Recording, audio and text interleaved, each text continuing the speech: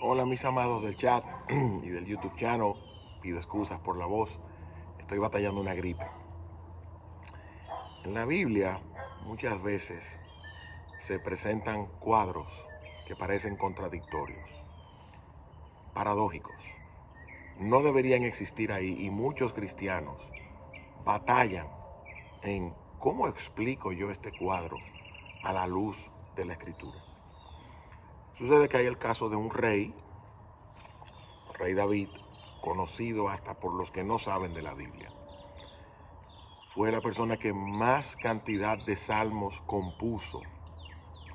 Fue el segundo rey de Israel, el primero fue Saúl. Pero David fue el rey a quien Dios le prometió un reino sempiterno. De él vendría uno que sería el rey para siempre, porque de la descendencia de David nació Jesús, el Cristo. David, que en un momento es llamado un hombre conforme al corazón de Dios. Qué elogio, que alguien tenga un corazón conforme al de Dios. David, que aún siglos después de muerto, cuando Dios culpaba o acusaba a un rey idólatra o perverso o impío, le decía, tú no fuiste conforme al corazón de David, mi siervo. O cuando perdonaba a un descendiente de David por haber cometido iniquidades, les decía, por amor a David, mi siervo, no voy a traer todo el juicio sobre ti. Sin embargo, David cometió lo que yo creo, no yo, pero ¿quién soy yo? Muchos creen, es el pecado más horrendo de la Escritura, por lo menos de los personajes bíblicos. En una ocasión en que los reyes iban a la guerra, David no fue, se quedó en su palacio y en la tarde se despertó de su siesta. O sea, él no estaba donde tenía que estar. Además estaba durmiendo y vio a una mujer bañarse, a Betsabé, y la codició y la mandó a llamar para acostarse con ella y se acostó con ella. Y Betsabé quedó encinta, quedó embarazada de David. David, para tapar su pecado y que esta mujer quedó encinta cuando su esposo Urías, el heteo, estaba en batalla, mandó a llamar a su esposo para que su esposo se quedara con su esposa, tuvieran relaciones y el hijo naciera y nunca se supiera que fue de David. Sucede que cuando Urías heteo viene, él se queda durmiendo afuera en su casa, porque él dice que él no podía entrar a estar con su esposa cuando el pueblo de Dios estaba batallando por el arca de Jehová. David lo emborracha a Urías heteo para que se le quite esa conciencia y ese prurito moral. Y aún emborrachado, Urías no va hacia su esposa para no tener sexo con ella, porque sus soldados estaban peleando. Miren la integridad de este hombre.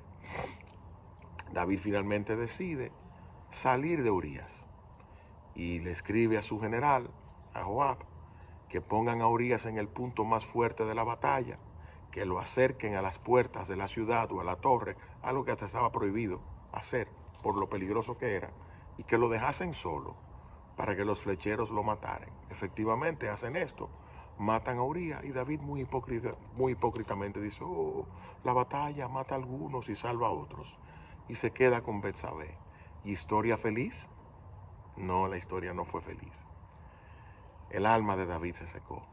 Él dice, mientras yo callé mi pecado, mis huesos se envejecieron y se volvió en sequedad de verano mi verdor, o mi verdor de verano se volvió en sequedad de otoño, un lenguaje figurado. Hasta que finalmente Dios le envió un profeta, al profeta Natán a David, lo confronta con su pecado. Y David lo confiesa y se arrepiente. Pero en el proceso David pierde al hijo. Y Dios le pidió a Dios que perdonara al hijo, que el pecado era de él. Pero Dios le quitó a ese hijo de Betsabé. Sin embargo, en la genealogía de Cristo aparece Jesús siendo descendiente de David por vía de Salomón, que fue un hijo que Dios le dio a David, por vía de Betsabé, la mujer de Urías heteo, el pecado más grande de David. Y aparece otra vez en la genealogía de Jesús. ¿Por qué? Porque la Escritura dice que el nombre del Hijo de Dios fue Jesús, Yeshua o Joshua o Josué, porque Él salvará a su pueblo de sus pecados. Porque la historia de la Biblia no son historias moralistas, no son historias lindas para contar a nuestros hijos y contar en la iglesia para que la gente salga a ser mejores personas. No. La teología bíblica es recordarnos que nacimos pecadores, que nacimos condenados, que nacimos destituidos de la gloria de Dios, por cuanto todos pecaron. Pero también para recordarnos que podemos ser justificados gratuitamente por su gracia, por la fe en el Hijo de Dios a quien Él envió. Podemos tener redención de nuestros pecados en aquel que era descendiente de un asesino, de un adúltero, de un mentiroso, que luego de componer un salmo de arrepentimiento, le dijo a Dios: para ti el sacrificio aceptable es el corazón quebrantado. Al espíritu humillado y roto, tú no lo despreciarás. Y que Dios nos enseñe que nosotros no agradamos a Dios por nuestras buenas obras, por nuestros buenos sentimientos, por nuestros sacrificios de cuaresma. El sacrificio de la cuaresma lo hizo Jesús en la cruz, una vez y para siempre, para liberar por Él a los que creen y a los que vienen en arrepentimiento, buscando salvación y misericordia. Bendiciones para ustedes, mis amados del chat y del YouTube channel.